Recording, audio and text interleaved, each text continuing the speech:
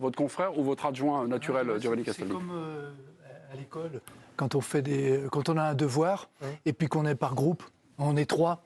Et puis il y en a un qui fait tout le travail, qui règle tous les problèmes pour les autres, et qui me le présente, et c'était Griezmann. Et puis après, il y en a un qui a porté le cartable, c'est Rabiot, et puis l'autre, il les a suivis. Voilà, donc quelque le bilan, part, c'est quoi? Le bilan, c'est la réussite, finalement. Là, vous réfugiez derrière le résultat, donc.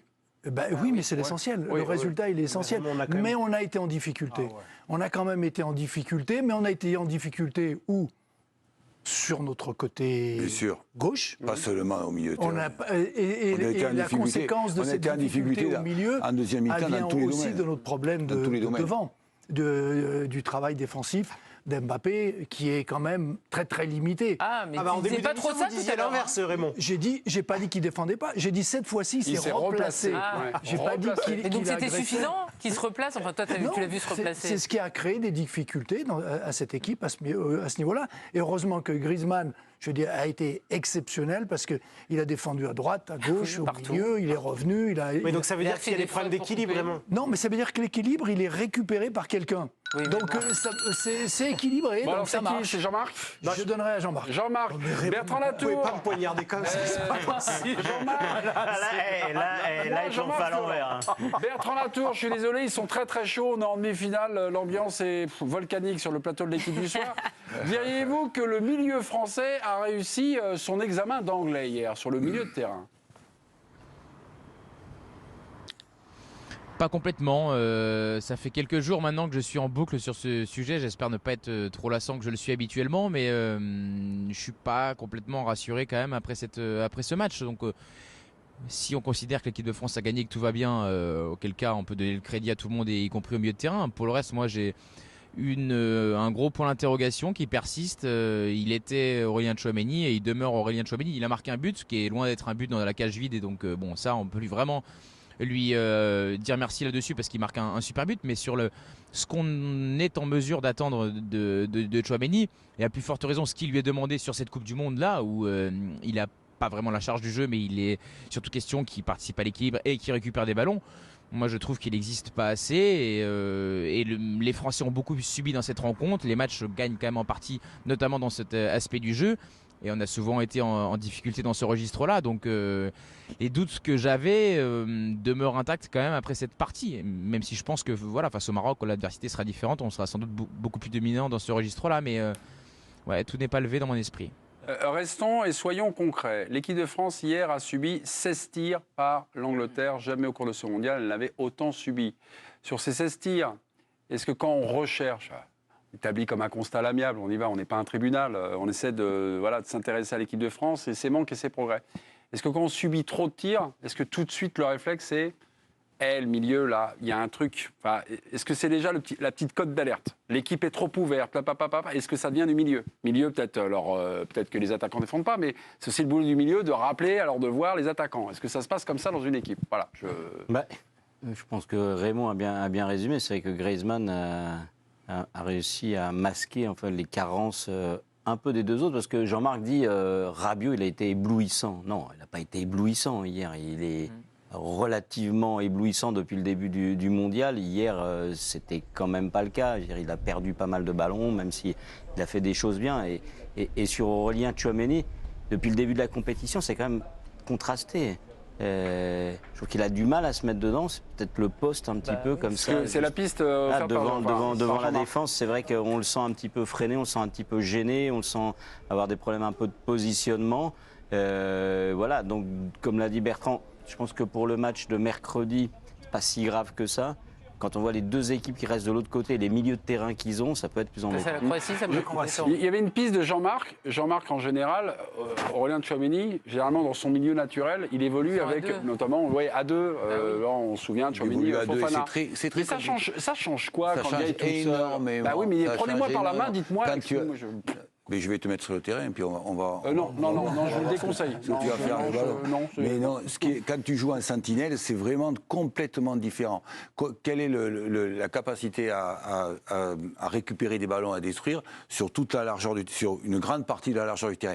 Et comme Tchouaméni, lui, il joue toujours à deux, ça pose un problème énorme pour lui de positionnement, mais énorme. Donc c'est une lecture, une anticipation. La lecture depuis plusieurs matchs, ça se voit d'une façon impressionnante que en sentinelle, tout seul, il a des gros problèmes. Vous m'avez dit la correction finalement pour avoir un peu plus de solidité, c'est soit être à deux, mais je pense que Didier Deschamps ne changera pas trop de système, c'est pas le genre. Oui, mais il va peut-être pas s'adapter pour ça. Vous m'aviez dit une solution, c'était rester en bloc, être plus en bloc, plus compact. Et là, est-ce que finalement, ce bloc, il n'est pas si compact que ça? Ça ventile, quoi. Voilà. Non, parce que Donc Tchouaméni doit couvrir un peu plus de terrain. Et Raymond, même s'il a donné le point avec Jean-Marc, il était d'accord avec moi. Griezmann a dû combler le fait que et Adrien Rabiot et Aurélien Tchouaméni étaient pas en place sur les replis. Donc Griezmann a dû compenser énormément de choses. Mais sur Aurélien Tchouaméni, c'était prévisible parce que tout le monde dit au Real Madrid, il joue sentinelle, etc. Mais dans la presse espagnole... Il joue remplaçant surtout. Non. Il était remplaçant quand il y avait Casemiro. Casemiro est parti, il est devenu titulaire. Mais plusieurs fois, quand le Real subissait, il s'est fait rattraper par Carlo Ancelotti. La presse espagnole a parfois été très dure avec Aurélien Tchouaméni. C'est un joueur qui est fantastique parfois quand il a le ballon, on l'a vu avec le but, mais c'est un joueur qui a du mal à se faire mal. Et moi, il y a une image qui est marquante, c'est le début de match, il y a un ballon, il est tout seul, rond central, il a tout le temps d'orienter, il se fait récupérer et derrière, on peut prendre un but. Quand tu es sentinelle, que tu prends tout ce temps-là, que tu es dans ta zone de confort, qu'on a l'impression que tu joues dans un fauteuil, tu es en quart de finale de Coupe du Monde, pour moi, il y a aussi un problème de conditionnement psychologique là-dedans. Alors, je ne sais pas, peut-être que Bertrand a des retours sur ce que disent le staff, sur est-ce qu'il aime vraiment défendre. Je ne sais pas, mais parfois, j'ai l'impression qu'il ne se fait pas assez mal. Est-ce qu'il cède à la facilité? Est-ce que c'est son petit péché mignon, Bertrand? Je ne sais pas si... Giovanni vous appelle. Mais il n'y a pas de problème, je réponds toujours aux appels de Giovanni. Ce que je sais, c'est que, oui, effectivement, ce qu'on me disait notamment avant le match face à l'Angleterre, c'est que notamment le milieu de terrain devait hisser son niveau de jeu, et notamment en termes d'agressivité, pour battre cette équipe anglaise. Est-ce qu'ils y ont répondu ou non? Vous avez mon avis. On est quand même qualifié, mais je crois, enfin, c'est pas un sujet qui est uniquement médiatique. Quand même, personne ne dit du mal d'Aurélien Tchouaméni ou du milieu de terrain de manière aussi nette. Ça, c'est une évidence. Il est titulaire, il fait pas des mauvais matchs, il est pas catastrophique. Mais qu'on puisse en attendre plus, je pense qu'on n'est pas les seuls à le penser. Bertrand Latour, j'ai juste une question. Carensac, Dragibus ou Niga, je sais pas. Il y a un truc dans la bouche au moment de votre intervention. Oui, c'est ouais, d'accord, ok. Pour être tout à fait honnête, voilà, il ne faut pas faire de la publicité, mais oui, j'étais en train de manger. Je suis désolé. Ok, d'accord, très bien. Bon appétit. C'est pas grave, on s'en fout, il est 2h. Non, là, attendez, on a 1 heure de grande écoute, je consulte les audiences, vous ne pouvez pas maîtriser notre public comme ça. Je suis obligé de vous avertir. Voilà. Raymond. Le souci de ce milieu-là, c'est moi ce que j'arrive pas à comprendre quand on dit qu'il est sentinelle. Je veux dire que Rabiot, il fait quoi là au milieu? Il court dans tous les sens. Je veux dire que normalement, il bouge sur le côté gauche. Avec Rabiot et Tchouaméni, au lieu d'avoir une sentinelle, il bouge pas que sur le côté gauche, Rabiot. Il est des fois à droite, il part de partout, et Griezmann va aussi de tous les côtés. Je veux dire, ça serait plus équilibré si on disait Tchouaméni, il est le côté droit, et il jouait comme il jouait en club avant, quand il était bien. Et Rabiot, de l'autre côté, pourrait faire la même chose. Ça poserait le problème de Griezmann, c'est ça. Où le situer. Donc il serait obligé de jouer plus haut. Donc là, ils sont obligés de jouer à 3, mais avec 2 qui se... Tu pouvais choisir Rabiot en sentinelle, il sait le faire aussi. Je veux dire, c'est le choix de Deschamps à la base. Son joueur le plus expérimenté, c'est quand même Rabiot. Et il aime Tchouaméni dans des difficultés. Pardon, mais est-ce qu'en fait... Ah oui, il aime pas, mais tu crois que Tchouaméni... Non, mais il est beaucoup plus... Pardon, mais sur la réponse à ce milieu, à la limite de ce milieu, en fait, il faut cacher le ballon, il faut avoir le ballon. Oui, c'est pour Dès ça qu'on commence à subir un peu la possession, complètement. On est emmerdé. On a vu des situations, il joue plein axe. On a vu quand même des situations où c'est... pas Sterling, celui qui joue avant. Saka, qui se retrouve plein axe. Un ballon entre deux comme ça, et les 2 milieux sont écartés, et il fait semblant et il la prend, et il se retrouve tout seul, ouvert.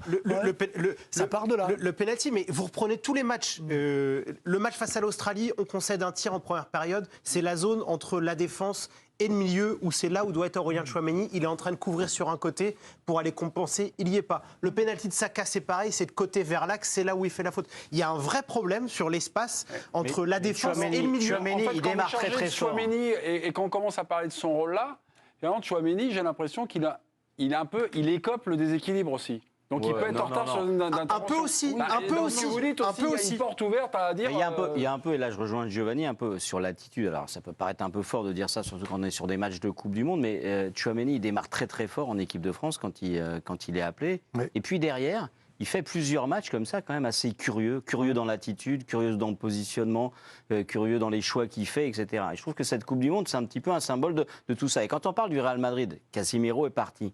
Donc le milieu de terrain, donc il est titulaire avec Kroos et Modric. Mais franchement, moi je regarde tous les matchs du Real, j'adore la Liga.